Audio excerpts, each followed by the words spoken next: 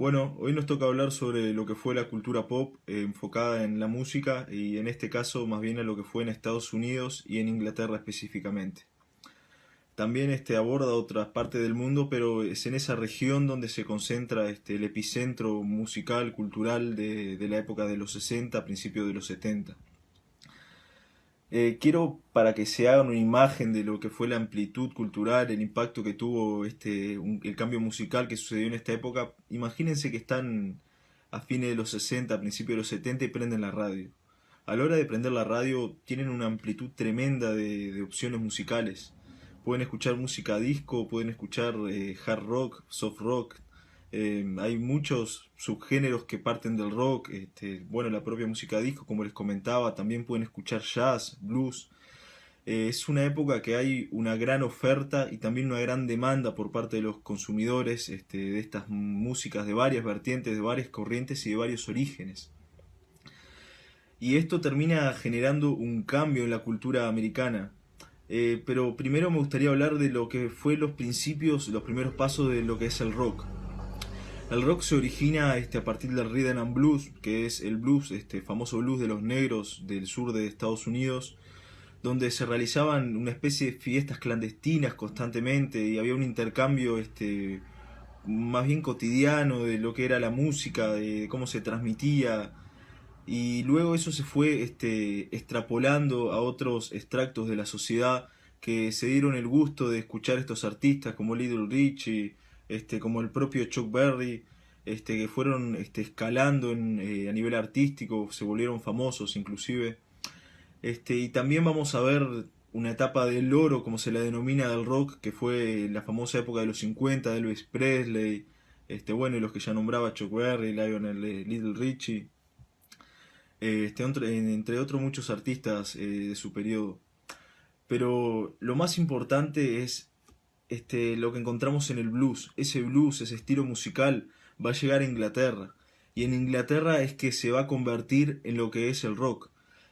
Artistas como lo que serían posteriormente los Rolling Stones, The Who, The Kings, entre muchos otros, van a ir absorbiendo ese blues y lo van a ir transformando en algo nuevo, lo van a convertir en lo que lo conocemos como el rock.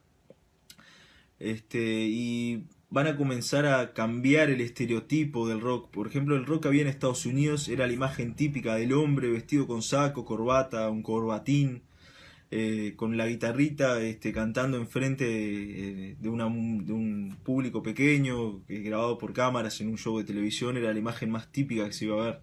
Y era una música suave, una música con mensajes románticos, con mensajes de ese tipo. No se extrapolaba a hacer críticas sociales, no se extrapolaba a hablar de cosas más oscuras, de un lenguaje callejero, podríamos inclusive llamarlo. Que en Inglaterra sí iba a pasar. En Inglaterra toman ese blues y lo convierten en algo nuevo. Vamos a ver, que como le comentaba, el caso más famoso son los Rolling Stones, pero también hay artistas como lo que son The Who, que es una banda muy importante, que fue muy influyente. Pero también encontramos por otro lado artistas que son más pop, como son los Beatles. Los Beatles son el caso más famoso del rock, es la banda más famosa por excelencia. Y es aquí como me gustaría introducir un poquito lo que es el tema de la industria de la música. Antes de los Beatles había una industria de la música muy fuerte, basada en los discos de vinilo. O sea, se fabricaban discos de vinilo, la gente los compraba y escuchaba a través de ahí la música. O tenías que ir a ver en vivo a la banda. ¿Y cómo hacía una persona en Estados Unidos para escuchar los Beatles si no eran discos de vinilo? Y es ahí como se va generando como una euforia colectiva, como una admiración tremenda a los Beatles. Además sus letras eran bastante diferentes, bastante radicales para lo que se concebía en la época, a principios de los 60. Y no nos olvidemos que venimos de una sociedad americana, estadounidense, bastante conservadora. Las personas que introducen el rock, que crean el rock como los conocemos, son los baby boomers. Si acuerdan del video que hablamos de las generaciones, los baby boomers son los hijos de los que combatieron en la guerra, los que vivieron la guerra internamente en Estados Unidos. Y son una generación bastante introvertida, bastante reservada. Y eso se transmitía también en sus gustos musicales. lo más radical que vamos a encontrar de estas personas sería escuchando country, por ejemplo, que era un género estadounidense característico de lo que denominaríamos como la campaña de Estados Unidos, por así decirlo, la música del campo. Pero en las ciudades se escuchaba músicas populares, no se escuchaba nada innovador, nada distinto. Lo más revolucionario había sido Elvis Presley, y su mensaje no dejaba de ser ese mensaje estereotípico, romántico, y no pasaba de esa intencionalidad, de ese titubeo constante, no había una extrapolación más allá de eso. Cuando nos encontramos a los Beatles vemos como existe un fanatismo tremendo por ellos, empiezan a crear una esfera tremenda en Estados Unidos, y cuando llegan a Estados Unidos para hacer una serie de shows en el 64, 1964, comienza lo que denominamos como la invasión británica.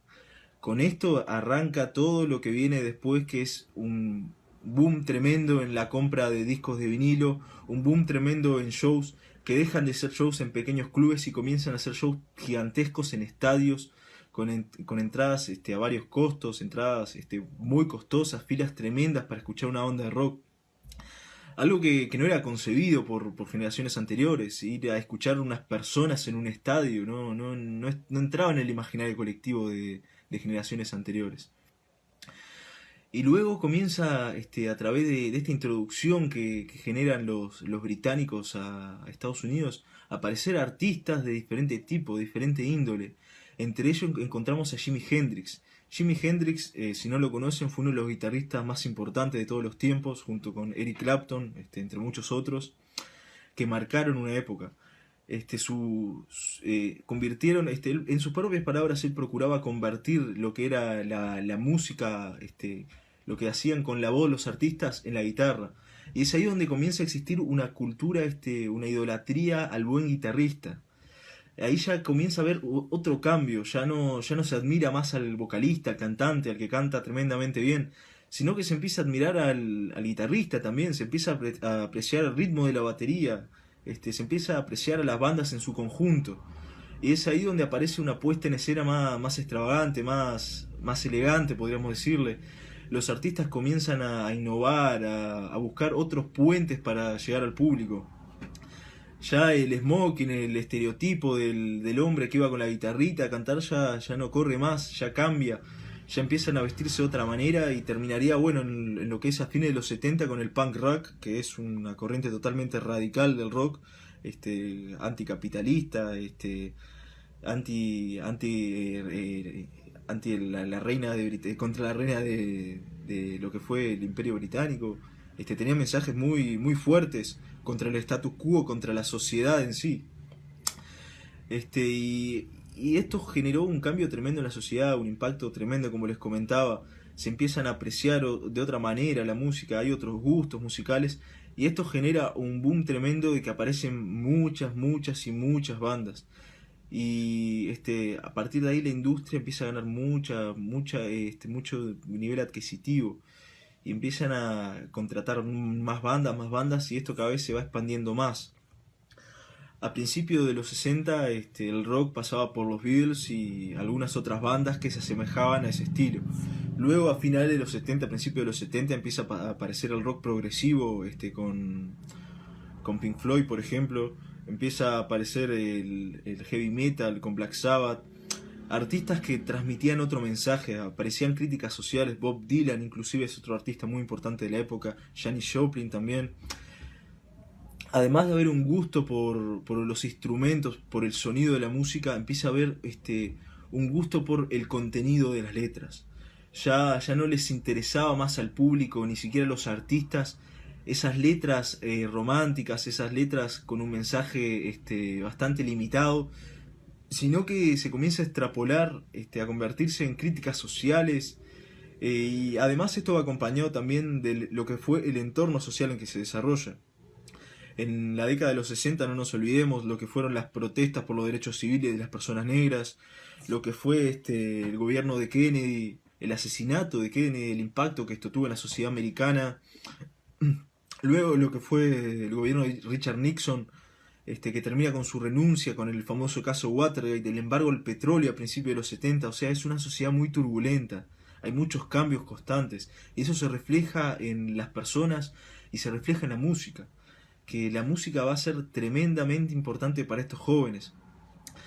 Luego, con lo que fue el movimiento hippie también empiezan a aparecer artistas de ese estilo, artistas que hablaban obviamente de lo que era el consumo de LSD, lo que era el consumo de marihuana en su época.